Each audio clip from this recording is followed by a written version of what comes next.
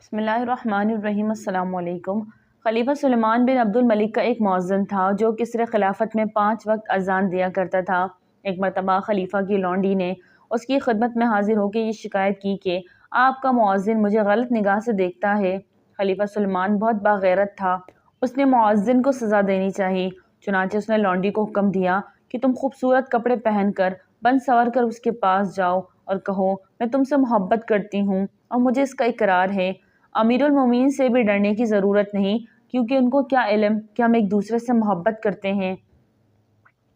اس قسم کی گفتگو سکھا کر خلیفہ نے لونڈی کو مؤذن کے پاس بھیجوا دیا اور کہا وہ جو جواب دے آ کر مجھے بتانا۔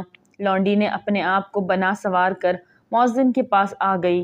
اس نے اس مفہوم کی گفتگو مؤذن سے کی تو مؤذن نے فوراً چہرہ آسمان کی طرف کر لیا اور کہا اے میرے بزرگ و برتر رب، تیرا خوبصورت پردہ کدھر ہے کہ میں اس میں چھپ جاؤں؟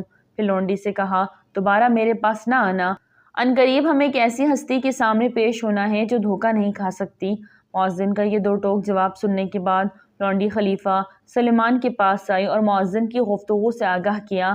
خلیفہ اس مؤذن کے تقوی سے بڑا متاثر ہوا۔ اس نے مؤذن کو بلوایا اور کہا ہم اپنی اس لونڈی سے تمہاری شادی کرنا چاہتے ہیں، اخراجات کے لیے 50,000 درہم کا عطیہ بھی دیتے ہیں۔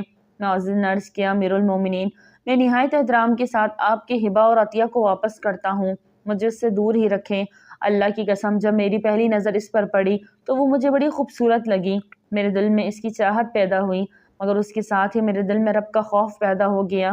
تب میں نے اپنی چاہت کو فراموش کر دیا، اس کا خیال اپنے دل سے نکال دیا اور اپنی چاہت کو رب العزت کے پاس بطور ذخیرہ جمع کروا دیا۔ اب اگر میں آپ کا عطیہ اور ہبہ قبول کرتا ہوں تو مجھے رب السماوات والارض سے شرم محسوس ہو رہی ہے کہ جس چیز کو میں نے بطور ذخیرہ اس کے پاس جمع کروایا ہے اس کو واپس لے لوں، یہ ناممکن ہے۔ خلیفہ نے اپنی پیشکش کو دہرایا مگر مؤذن نے قطعی انکار کر دیا۔ سلیمان بن عبد الملک اس واقعے سے بڑا متعجب ہوا اور متعدد بار اس نے اپنے ساتھیوں سے اس کا ذکر کیا۔